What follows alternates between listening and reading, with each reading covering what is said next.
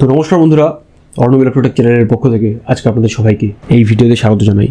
বন্ধুরা, আজকে খুব ইম্পর্টেন্ট একটা অ্যাওয়ারনেস ভিডিও আপনাদের দিতে চলেছি। তো ভিডিওটার প্রথমে ছবিটা দেখে হয়তো অনেকেই ঘাবড়ে গেছিলেন যে কি ব্যাপার, কি হলো কি না হলো বা এই ধরনের। অচেনা নাম্বার থেকে সিম বন্ধ হওয়া, বিদ্যুৎ সংযোগ বিচ্ছিন্ন হওয়া, কেওয়াইসি আপডেট করানো বা আত্মীয় পরিজনদের অসুস্থতা বা গ্রেপ্তারির ফোন কল পান, তাহলে তাড়াহুড়োয় কোনো সিদ্ধান্ত নেবেন না। এই গণনা সাইবার অপরাধী হতে পারে। ন্যাশনাল সাইবার হেল্পলাইন 1930-তে অবিলম্বে এদের রিপোর্ট করুন। গৃহ মন্ত্রণালয় দ্বারা জনস্বার্থে প্রচারিত। এই যে এই কল রেকর্ডটা বা এই যে ভয়েসটা, ফোন করতে গিয়ে এই ভয়েসটা শুনে কিন্তু হয়তোবা আমার মতো আপনিও ইরিটেটেড হয়ে গেছেন যে দূর, ফোন করতে গেলেই যতবার ফোন করি, যাকেই ফোন করি এই এক গল্প শোনায়, কেন শোনায়? আমিও কিন্তু ইরিটেশনেই ছিলাম, বাট এটার পিছনে একটা ডিপ রিজন আছে। কেন এই ভয়েসটা শোনানো হচ্ছে, কিসের জন্যে, বারবার কেন একই জিনিস শোনানো হচ্ছে প্রত্যেকটা মানুষকে, আজকে সেটাই বলবো। চলুন, তো আজকে যে টপিকটায় মেনলি আমি কথা বলবো সেটা হচ্ছে ডিজিটাল অ্যারেস্ট। হয়তোবা অনেকে শুনেছেন, হয়তোবা এখনও অনেকে শোনেননি যে এই ডিজিটাল অ্যারেস্ট কি, কেন, কিভাবে হচ্ছে, কাদের করা হচ্ছে, সেটা নিয়ে আজকে একদম ইন ডিটেল সবাইকে একদম বিস্তারিত বলবো। একটা নাম হয়তো আপনারা অনেকেই শুনে থাকবেন বা অনেকে নামটা শোনেননি, অঙ্কুশ বহুগুণা। কে এই ব্যক্তি? এই ব্যক্তি হচ্ছেন একজন সোশ্যাল মিডিয়া ইনফ্লুয়েন্সার। তো এই ব্যক্তি এই ডিজিটাল অ্যারেস্ট হয়েছিলেন, টানা 40 ঘন্টা অ্যারেস্টেড ছিল। তো কি এই ডিজিটাল অ্যারেস্ট শুনেছেন, ডিজিটাল অ্যারেস্ট আজ পর্যন্ত হয়তো কেউ শোনেননি, বা রিসেন্টলি যারা একটু সোশ্যাল মিডিয়া ঘাটাঘাটি করছেন বা এদিক সেদিক দেখছেন তারা হয়তো ডিজিটাল অ্যারেস্ট কথাটা শুনেছেন। আজকে আমি ইন ডিটেল বলবো। তো তার আগে আপনাদের একটা ছোট ভিডিও ক্লিপ আমি আপনাদেরকে দেখাচ্ছি। ভিডিও ক্লিপটা কিন্তু মন দিয়ে দেখবেন, দেখলে পরে आइडिया क्लियर है। सर बोलिए सर। देखिए, जो आपने एफआईआर नंबर मुझे सेंड किया है, इस नंबर के खिलाफ 17 कंप्लेंट्स हमारे पास। आप ये नंबर यूज कर रहे हैं? मैंने नहीं यूज करता हूँ सर। अभी कहाँ से बात कर रहे हो? सर कर्नाटक सर, वो घर में हूँ सर। ओके, इसके लिए आप अपनी स्टेट में रिकॉर्ड करवाइए ताकि ये नंबर ब्लॉक कर दिया जाए, फ्यूचर में आपको कोई प्रॉब्लम ना हो। Okay yes sir.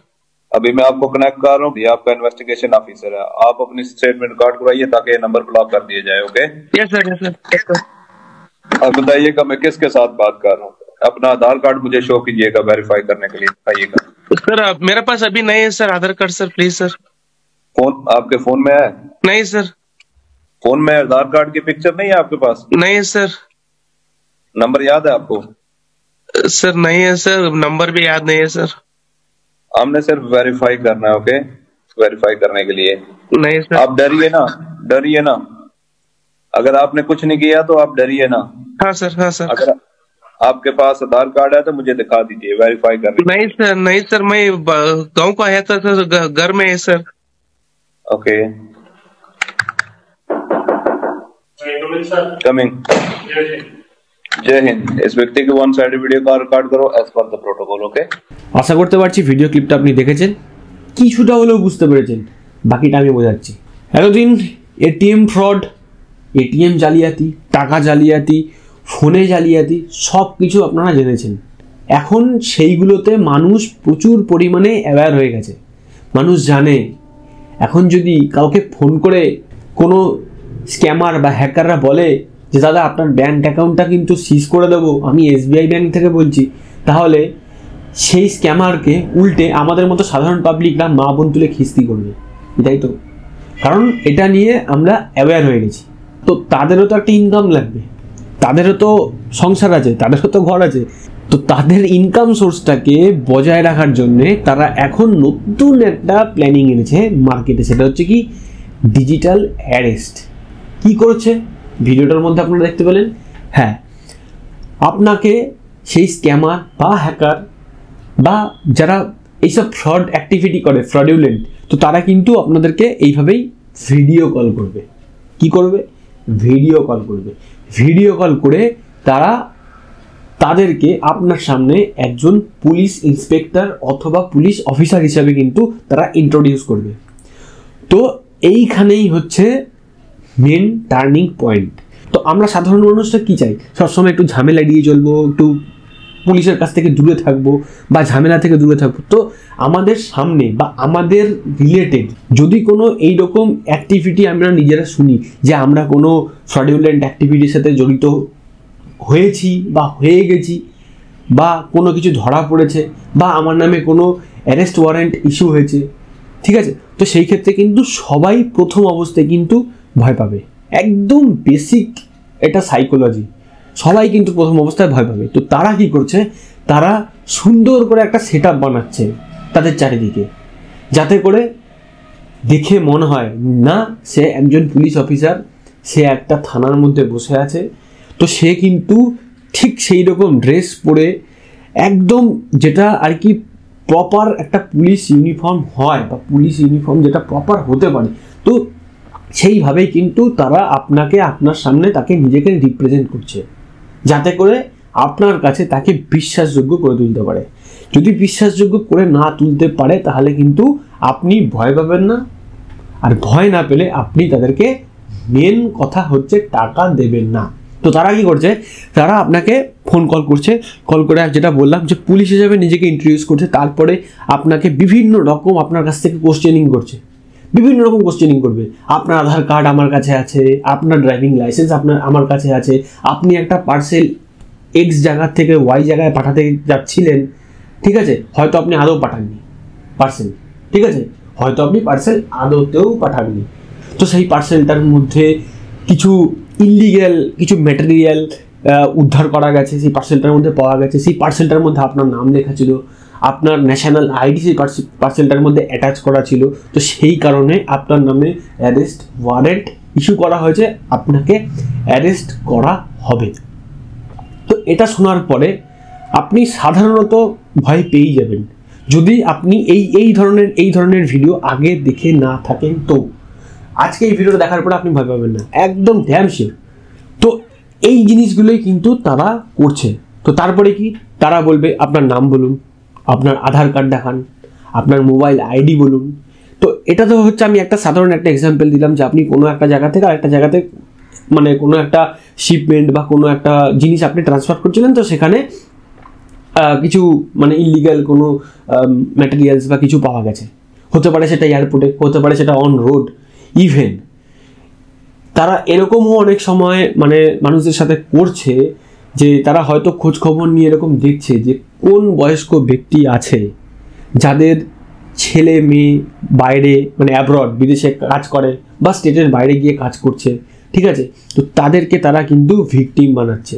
কিভাবে, যে আপনার ছেলে এই স্টেটে এইখানে কাজ করে, তো সে চুরি করতে গিয়ে বা সে ডাকাতি করতে গিয়ে, সে ডাকাতির সাথে জড়িত ছিল, সে চুরি বা ডাকাতি করতে গিয়ে আমাদের কাছে ধরা পড়েছে, তো তাকে বেধড়ক মারা হয়েছে। তো আপনি কি আপনার ছেলেকে ছাড়া চান?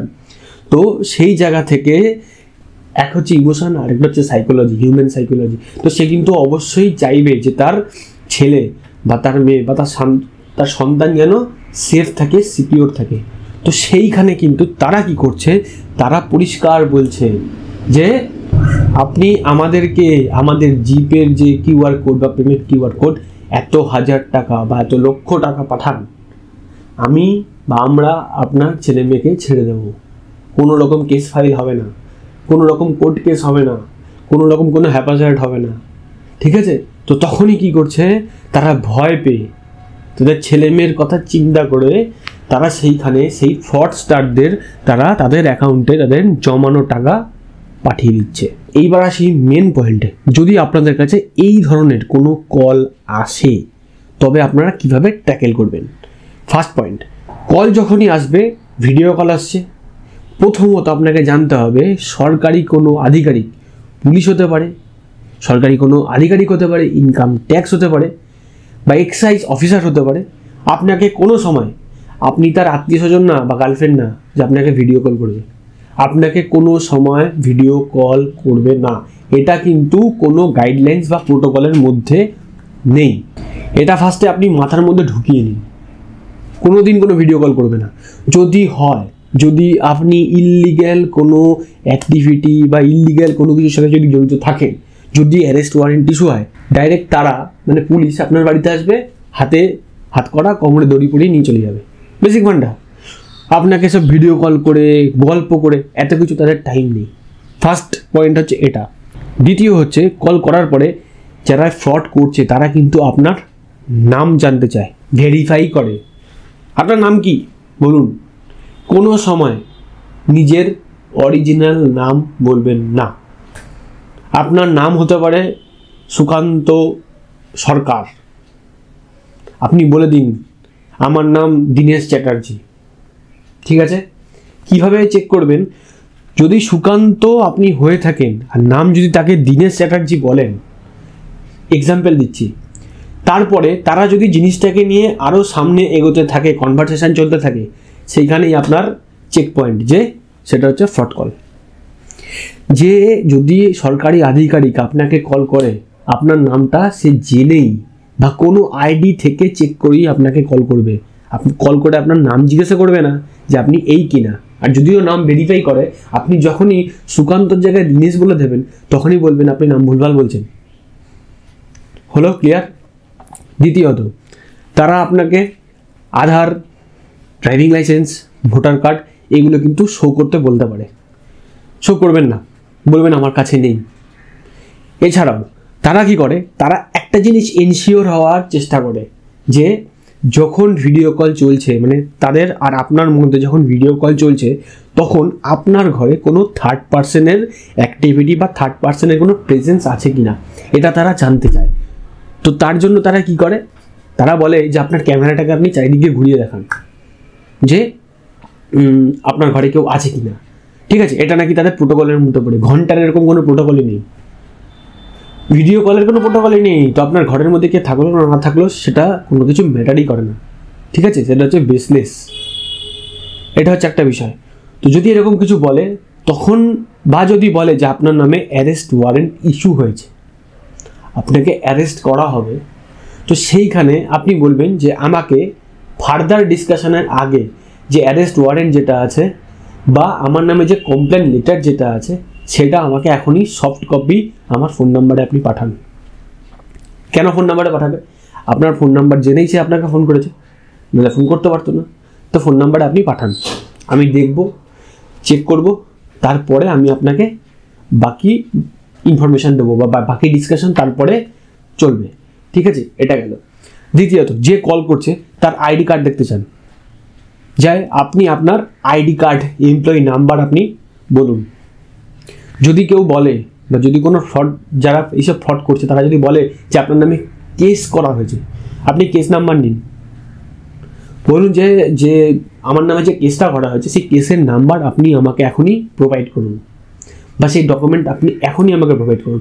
কেস নাম্বার, যদিও তারা কোনো ভুলভাল কেস নাম্বার দিয়ে দেয়, অনলাইনে কেস নাম্বার সার্চ করার ফেসিলিটি আছে, অনলাইনে কেস নাম্বার সার্চ করুন, করে দেখতে পাবেন পুরোটাই ভুয়ো, কিছুই নেই।